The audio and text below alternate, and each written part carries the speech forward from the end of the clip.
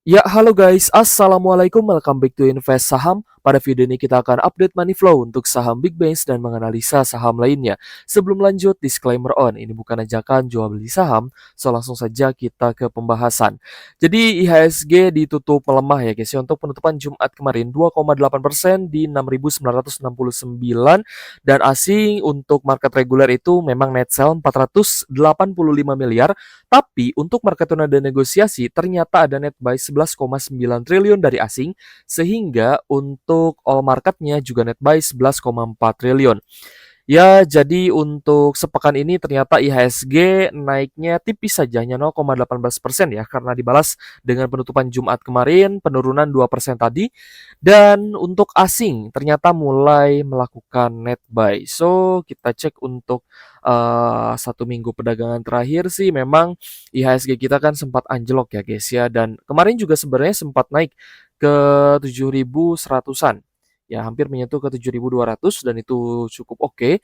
Namun ternyata di penutupan Jumat koreksi 2,8% guys ya. Tapi yang koreksi bukan hanya IHSG saja sebenarnya, tapi Nikkei Jepang, Hang Seng Hong Kong juga koreksi, sedangkan untuk Kospi Korea masih naik seperti itu. Dan ya, salah satu penurunan IHSG dan net sell asing di market reguler adalah bentrokan yang katanya sedang terjadi di Selat Hormuz sehingga memicu harga minyak dunia naik. Tapi kenaikannya pun memang tidak begitu tinggi. Kita lihat kenaikan untuk crude oil WTI di 1%-an, close di 95,8 USD per barrel, dan untuk Brent oil koreksi 1,4% di naik ya, naik 1,4% di 101 USD per barrel. Jadi untuk minyak dunia ada sedikit kenaikan tapi memang tidak begitu signifikan. Kita berharap akan ada koreksi kembali untuk harga minyak dunia ini guys, karena tentunya juga akan berdampak bukan hanya untuk market saham tapi untuk perekonomian ya. Karena untuk UMKM ini sudah banyak nih yang menjerit katanya harga plastik naik gitu ya. So untuk harga gold kita lihat naik 0,4% di 4.708 USD per troy ounce. Dan untuk harga kol atau batu bara naik tipis 0,11% di 132 USD per tonnya. Cukup menarik untuk harga komoditas ya, mayoritas memang mengalami kenaikan seperti itu. Untuk rupiah kita masih ada pelemahan 0,18% di level 17.377 rupiah per 1 US dollar. Ya, kemarin kan sempat menguat ya ke 17.200-an, ternyata ada pelemahan kembali guys untuk nilai rupiah kita. Oke guys, kita coba pantau ya untuk penutupan Jumat kemarin untuk saham-saham big banks dan saham yang teratas diakumulasi oleh investor asing ini cukup penting. Kenapa? Karena dari data ini kita bisa melihat nantinya saham apa saja yang akan lanjut diakumulasi oleh investor asing sehingga teman-teman ketika memutuskan untuk masuk either untuk trend following ataupun swing trading buat yang sudah buy on weakness ya.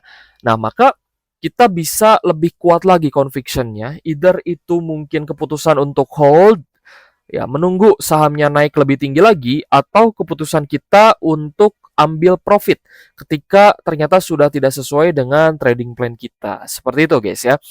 Jadi kita awali dengan BBRI karena kemarin saya kelelahan ya guys ya, di hari Jumat kemarin saya tidak upload video, jadi ya mungkin di hari Sabtu dan Minggu ini besok pun kita akan coba bahas saham apa saja yang overall diakumulasi. Jadi bukan hanya asing. Nah, kita sekarang bahas asingnya dulu. Besok kita bahas yang overall accumulation. Untuk BRI, ternyata ada akumulasi yang cukup oke dari asing. Ada AKBK di sini sebagai top buyer. Bahkan AK itu net buy-nya 194 miliar. BK di 72,3 miliar. Jadi sudah lumayan oke. Untuk retail dan domestik, ini memang ada split ya guys ya, ada perbedaan, beberapa ada yang akumulasi, beberapa ada yang distribusi. Tapi saya cukup yakin yang distribusi dari dari lokal dan juga dari retail ini adalah take profit. Kenapa seperti itu? Karena untuk holder BRI itu sebenarnya tidak semuanya itu investor guys. Ada yang dia masuk banyak ya, hold banyak lot gitu ya. Tapi dia tidak ada tujuan untuk hold jangka panjang, tidak ada tujuan untuk ambil dividen. Ya, dia naik 5%, 8%, ya setara dengan dividen dia pasti bisa take profit gitu. Kapanpun bisa take profit gitu. Anggapannya ya kalau persentase capital gain ternyata sudah lebih tinggi dari dividen atau setara dengan dividen, ya buat apa di-hold gitu. Apalagi ada potensi untuk turun. Untuk BRI sejauh ini kita melihat sih di minggu ini ya, masih di minggu ini karena belum ganti hari Minggu, BRI ini mulai di net buy asing. Puncaknya itu kemarin guys, ya di hari di hari Kamisnya tanggal 7, net buy 334 miliar dan hari Jumatnya di 176 miliar. Ini cukup menarik, cukup oke. Jadi untuk teman-teman holder BRI, saya rasa sudah dapat dividen juga ya untuk payment date-nya. Uh, Mungkin belum, ya mungkin baru, tapi sudah banyak sih yang posting-posting dividen BRI ya guys ya. Jujurly saya belum pegang BBRI lagi karena ya masih ada beberapa isu ya terkait dengan hantavirus yang mungkin bisa menyebar ataupun sell in May yang mungkin bisa membuat saham lebih murah ya. Jadi saya belum pegang lagi untuk big banks. So mungkin beberapa waktu ini kita akan coba pantau dulu kalau misal ada peluang lagi either beli di support atau beli di area higher low ya, nanti kalau misalkan patternnya memungkinkan, mungkin kita bisa ambil lagi guys untuk uh, saham BRI-nya ya. Nah, kalau misalkan nanti ada area higher low seperti ini, ya saya rasa cukup oke nih untuk beri di area higher low di sekitar 3.000 atau 3.100. Kalau 3.000 kan support ya. Kalau area higher low di 3.100, saya rasa jika chart patternnya seperti ini akan lebih menarik lagi. Kita lanjut ke BNI. Untuk Bank BNI koreksi 3%-an di level 3.860 per saham. Dan ya, meskipun ada small accumulation, tapi ternyata dari domestik nih, terutama dari CC 36M, lalu AKRX 22 dan 14 miliar. Kita coba lihat guys untuk BNI dari sisi asing, ternyata ada net sell, tapi kalau misal kita perhatikan net sell-nya ini tidak besar, hanya 27 miliar saja. Jika dibandingkan dengan akumulasi yang sudah terjadi di minggu lalu, bahkan minggu-minggu sebelumnya, itu akumulasinya justru lebih besar. Jadi untuk BNI, saya rasa ya semoga nanti pattern-nya bisa berlanjut naik ya, dan koreksi hari ini bisa menjadi area higher low saja. Tapi kalau misalkan sideways pun saya rasa akan cukup menarik untuk tambah muatan di fase sideways tersebut. Kita bisa ambil area low dari sideways minornya. So untuk BNI masih dalam pattern yang naik sebenarnya dan ini cukup oke untuk teman-teman hold. Saya rasa ya teman-teman yang mungkin dapat dividen pun tidak ada ruginya untuk hold BNI. Karena secara fundamental Big Banks ini sebenarnya masih oke. Untuk BCA kemarin juga sempat naik, namun terkoreksi 0,8%, close di 6.175. Ada potensi untuk kembali ke area higher low terlebih dahulu dan cukup netral. Meskipun ada TPBK yang masuk, tapi AKZP-nya jualan, guys ya. Kita coba lihat untuk BCA seberapa tinggi net sell asing. Ternyata tidak terlalu besar.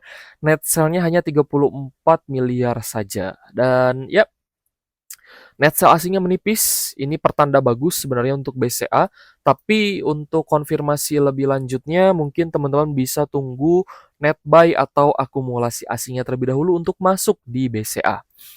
Untuk Bank Mandiri, saya rasa masih dalam ancaman ya, karena ternyata net sell asing terbesar juga di Big Bank, yaitu di Bank Mandiri, koreksi 0,2% di 4.630 per saham. Ada normal distribusi dari KZ dan juga BK. Sedangkan retail dan domestik masih melakukan akumulasi karena kemarin itu adalah come date dividend. Terakhir untuk dapat dividen Bank Mandiri di 4.640 kemarin ya.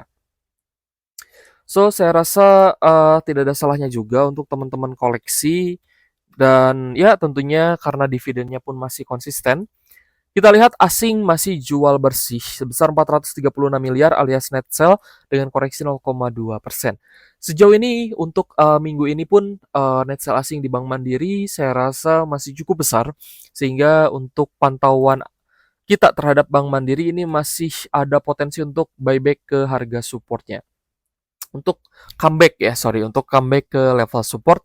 Jadi ya persiapkan untuk teman-teman yang mungkin mau averaging down atau tambah muatan sampai nanti harganya diborong kembali oleh asing ya untuk di harga support Bank Mandiri. Kita pun melihat beberapa saham yang mulai menarik, salah satunya adalah MAPI. Di Di mana MAPI kenaikan 12% ini memberikan cuan yang lumayan guys ya, untuk teman-teman yang mungkin bisa spekulatif buy di area sideways-nya. Dan memang tidak ada salahnya juga, meskipun memang cukup volatil, koreksi 5% naik lagi gitu guys ya, dan secara garis besar memang cukup sideways, tapi ketika ada akumulasi asing, harga saham itu akan sangat mudah untuk naik. Nah, makanya kita butuh konfirmasi dari saham-saham yang di net buy asing secara konsisten. Untuk kenaikan 12% ini meskipun ada normal distribusi dari domestik tapi asingnya masuk ya guys ya. Kita coba lihat untuk MAPI, asingnya net buy 34,8 miliar. Dengan kenaikan 12%, saya rasa memang akan sangat gampang sekali ya untuk asing menaikkan sebuah saham, dan kita bisa lihat datanya di midday. Itu yang pertama, midday dulu baru kita end of market. Kalau midday teman-teman sudah yakin untuk masuk, mungkin bisa masuk 50% dulu. Nanti sisanya baik itu untuk averaging down atau tambah muatan, ya bisa-bisa saja dilakukan besok harinya setelah end of day. Ya, data end of day-nya keluar, teman-teman bisa lebih yakin lagi untuk tambah muatan. Seperti itu ya untuk strategi entry-nya, guys. Untuk take profit, ya mungkin kalau misal teman-teman sudah merasa cukup dengan cuannya, ya silahkan ya mau take profit 12% atau mungkin lebih dari itu 16% juga saya rasa adalah cuan yang bagus untuk diambil. Tapi kalau misal memang masih yakin, teman-teman bisa hold kok ya.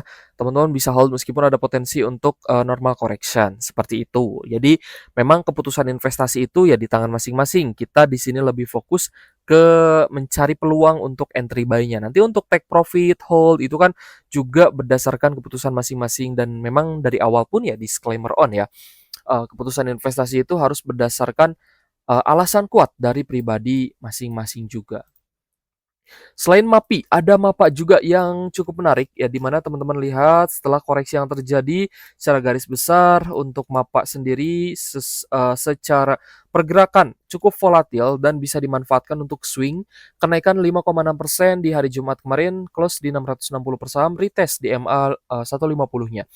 Kita lihat ada normal akumulasi dari KZ, RX, YU, AK, dan juga ZP. Cukup oke guys untuk saham MAPA.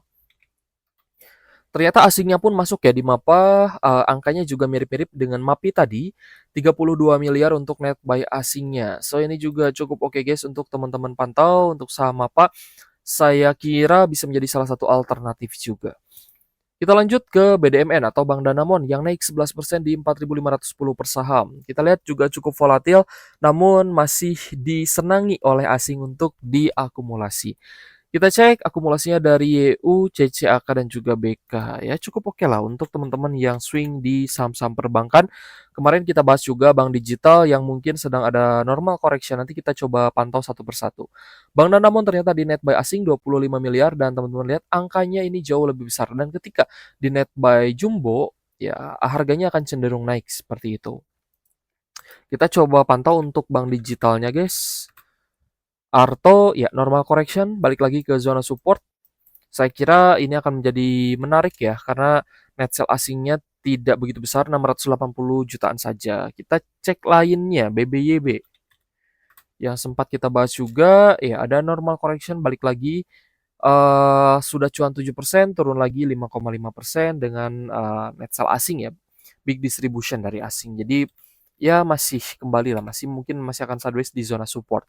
Begitupun juga dengan Supa ya guys ya, koreksi kembali. Lalu bank second linernya kita cek BNGA. BNGA juga sama, dan normal correction. Asingnya masuk tipis ya.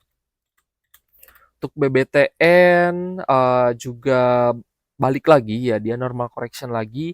Asing net sell 1,4 M, tapi masih ada peluang untuk lanjut naik, chance ya. So, kita lanjut ke saham ISAT. ISAT juga naik karena diakumulasi asing guys, 4,19% di 2.240 per saham. Ada akumulasi dari LG, AK, dan juga BK, dan asing lainnya. Kita cek untuk ISAT. ISAT ini cukup oke karena net buy asingnya ini cukup konsisten. Meskipun mungkin kenaikannya bertahap, tapi teman-teman bisa hold. Karena ketika lanjut naik ya teman-teman akan lanjut cuan. Seperti itu ya.